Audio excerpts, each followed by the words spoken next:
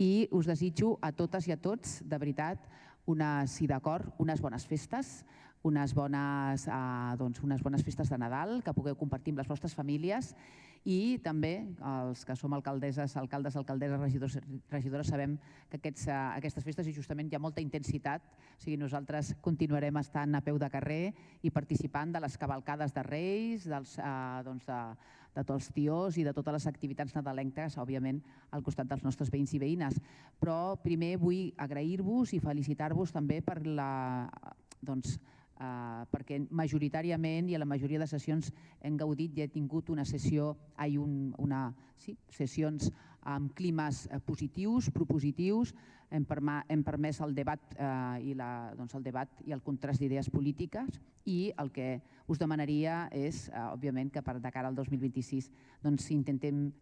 treballar en aquesta línia, generar que aquest plenari continuï sent i sigui encara més un exemple de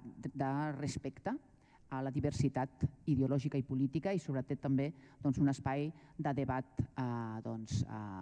enriquidor.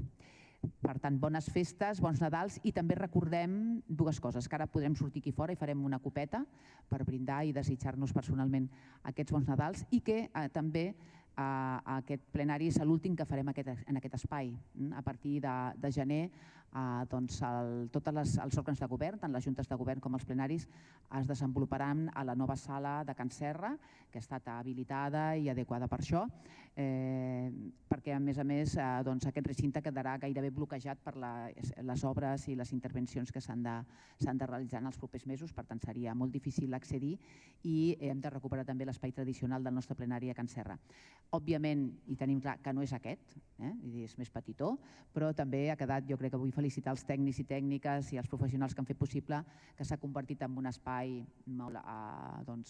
està molt ben tractat, és molt acollidor i segur que serà un espai digne per desplegar aquestes sessions plenàries.